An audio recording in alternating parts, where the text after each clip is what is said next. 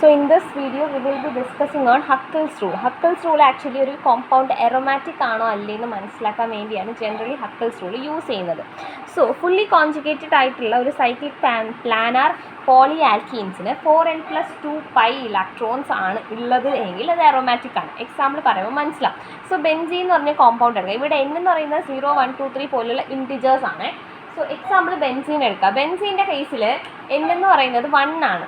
So 4n+2 into pi rule substitute ചെയ്യുന്ന സമയത്ത് നമുക്ക് കിട്ടുന്നത് എന്താണ്? 6 pi ഇലക്ട്രോൺസ് ആണ്. ലൈക്ക് എന്ന് വെച്ചാൽ മീൻ ചെയ്യുന്ന ഇത്രയേ ഉള്ളൂ.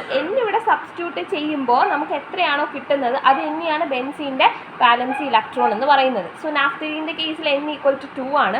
കൊടുക്കുമ്പോൾ 10 pi ഇലക്ട്രോൺസ് ആണ് നാഫ്തലീനുള്ളത്. സോ ഇതാണ് അറോമാറ്റിക് റൂൾ അല്ലെങ്കിൽ ഹക്കിൾസ് റൂൾ. അറോമാറ്റിക് ആണോ അല്ലെങ്കിൽ മനസ്സിലാക്കുന്ന ഒരു റൂളാണ് ഹക്കിൾസ് റൂൾ. ഓക്കെ, റൂൾ എന്താണെന്ന് ചോദിച്ചാൽ fully conjugated cyclic planar polyalkenes having 4n+2 pi electrons will be aromatic. ഇതാണ് നമ്മുടെ ഹക്കിൾസ് റൂളിൻ്റെ സ്റ്റേറ്റ്മെൻറ്റ്. പിന്നെ വേണമെങ്കിൽ ബെൻസീൻ്റെ ഒരു എക്സാമ്പിൾ കൂടെ കാണിക്കും. ഇപ്പോൾ ഞാൻ പറഞ്ഞ ഫസ്റ്റ് എക്സാമ്പിൾ ബെൻസീൻ ആണ്. പിന്നെ പറഞ്ഞ നാഫ്തലീൻ ആണെങ്കിലും ആന്ത്രസീൻ ആണെങ്കിലും ഇവരൊക്കെ ബെൻസിനോയിഡ് കോമ്പൗണ്ട്സ് ആണ്. സോ നോൺ ബെൻസിനോയിഡ് കോമ്പൗണ്ട്സിലാണെങ്കിൽ ഹക്കിൾസ് റൂൾ സാറ്റിസ്ഫൈ ചെയ്യുമോ? Okay, so non benzenoid aromatic compounds എന്ന് പറഞ്ഞാൽ എന്താണ്? ബെൻസിനോയിഡ് റിംഗ് ഇല്ലാത്ത കോമ്പൗണ്ട്സ് ആണ് വിച്ച് സാറ്റിസ്ഫൈസ് ഹക്കിൾസ് റൂൾ. അതിന് അങ്ങനത്തെ കോമ്പൗണ്ട്സിനെയാണ് നമ്മൾ നോൺ ബെൻസിനോയിഡ് കോമ്പൗണ്ട്സ്. ആക്ച്വലി ഇതൊരു കുറച്ച് വൈഡ് ടോപ്പിക്കാണ്. അതിലേക്ക് പോകുമ്പോൾ നമ്മൾ ആനുവൽസിൻ്റെ കാര്യങ്ങളും ആനുലീൻസിൻ്റെ കാര്യങ്ങളും ലൈക്ക് വേറെ കുറേ കാര്യങ്ങൾ പഠിക്കും. സോ 2 pi ഇലക്ട്രോൺ, 2 pi എന്ന് പറയുന്നത് n=0 വരുമ്പോഴാണ് നമുക്ക് 2 pi ഇലക്ട്രോൺസ് കിട്ടുന്നത് അക്കോർഡിംഗ് ടു ഹക്കിൾസ് റൂൾ. അപ്പോൾ അതിൻ്റെ ഒരു എക്സാമ്പിളാണ് സൈക്ലോപ്രോപിനൈൽ കാറ്റയോൺ. അപ്പോൾ നമുക്ക് ഇതിൻ്റെ ക്വസ്റ്റ്യൻസ് എങ്ങനെയാണെന്ന് ചോദിച്ചാൽ ഈ ഒരു ടോപ്പിക്കിൽ നിന്ന് ഡിഫൈൻ ഹക്കിൾസ് റൂൾ എന്ന് ചോദിക്കാം. പിന്നെ ചോദിക്കാൻ സാധ്യതയുള്ള ക്വസ്റ്റ്യൻ എന്ന് ചോദിച്ചാൽ how does it explains aromatic character of a heterocyclic compound. അതാണ് ഹെട്രോസൈക്ലിക് കോമ്പൗണ്ട്സ്. നമ്മൾ ഇങ്ങോട്ട് പോകുമ്പം 5 member സിസ്റ്റം ആനുലീൻസ് എന്താണ്?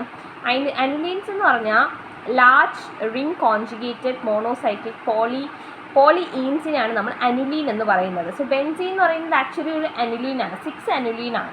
സോ വേറെ ക്വസ്റ്റ്യൻ ചോദിക്കുന്നത് നോൺ ബെൻസിനോയിഡ് അറോമാറ്റിക്സിനെ പറ്റി എഴുതാൻ ചോദിച്ചാൽ ആക്ച്വലി ഫസ്റ്റ് ഓഫ് ഓൾ എന്താണ് നോൺ ബെൻസിനോയിഡ് അറോമാറ്റിക് കോമ്പൗണ്ട്സ് എന്ന് പറയാം. അതിനുശേഷം ഇപ്പോൾ പറയുന്ന 2 pi 6 pi പിന്നെ 2 pi 6 pi അസുലീൻസ് ലൈക്ക് ഒരുപാട് ഇങ്ങനത്തെ നോൺ ബെൻസിനോയിഡ് കോമ്പൗണ്ട്സും ഹക്കിൾസ് റൂളും നമുക്ക് പഠിക്കാനുണ്ട്.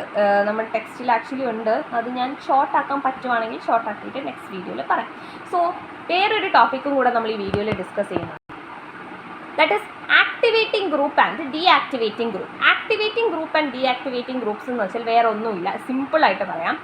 നമ്മുടെ എറോമാറ്റിക് റിങ്ങിൽ ഇലക്ട്രോൺ സബ്സ്റ്റിറ്റ്യൂഷൻ റിയാക്ഷൻസിലേക്ക് ഉള്ള അല്ലെങ്കിൽ like the group that increases the reactivity of aromatic ring towards electrophilic substitution reactions compared to benzene. Ring activating group എന്ന് പറയുന്നത് ഇൻക്രീസ് ചെയ്യും. ഇൻക്രീസ് ചെയ്യും? ഇലക്ട്രോഫിലിക് സബ്സ്റ്റിറ്റ്യൂഷൻ റിയാക്ഷൻസിൻ്റെ റിയാക്ടിവിറ്റി അല്ലെങ്കിൽ ഇലക്ട്രോഫിലിക് സബ്സ്റ്റിറ്റ്യൂഷൻ റിയാക്ഷനിലേക്ക് ഉള്ള ഒരു ടൈപ്പ് ഓഫ് റിയാക്ടിവിറ്റി എറോമാറ്റിക് റിങ്ങിൽ ഇൻക്രീസ് ചെയ്യുന്ന ടൈപ്സ് ഓഫ് ഗ്രൂപ്പിനെയാണ് നമ്മൾ എറോമാറ്റിക് ഗ്രൂപ്പ്സ് എന്ന് പറയുന്നത്. Aromatic groups electron releasing groups ആണ്. പഠിക്കാൻ എളുപ്പം എന്ന് പറഞ്ഞാൽ എങ്ങനെ പഠിപ്പിക്കും? Electron releasing group ortho para directors ആണെന്നും electron withdrawing groups meta directors ആണെന്നും നമ്മൾ മുമ്പ് ഏതോ ഒരു വീഡിയോയിൽ എനിക്ക് തോന്നുന്നു ഇലക്ട്രോഫിലിക് സബ്സ്റ്റിറ്റ്യൂഷൻ റിയാക്ഷൻ്റെ വീഡിയോയിൽ പറഞ്ഞിട്ടുണ്ട്. ആക്ടിവേറ്റിംഗ് ഗ്രൂപ്പ് എന്നാന്ന് വെച്ചാൽ reactivity towards electrophilic substitution reactions increase ചെയ്യും. പിന്നെ ഡീആക്ടിവേറ്റിംഗ് ഗ്രൂപ്പ്സ് എന്ന് വെച്ചാൽ എന്താണെന്ന് വെച്ചാൽ ഡിക്രീസ് ചെയ്യും. ഇതിൻ്റെ ഓപ്പോസിറ്റാണ് ഇവിടെ.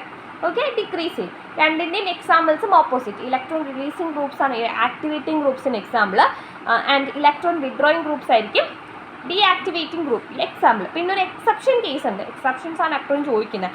എക്സെപ്ഷൻസ് എന്ന് പറയുന്നത് ഈ ഞാൻ പറഞ്ഞു ഓർത്തോ പാരാ ഡയറക്ടേഴ്സ്, ഞാൻ മറ്റു വീഡിയോയിലും പറഞ്ഞതാണ്. Ortho para directors electron releasing groups ആണ്.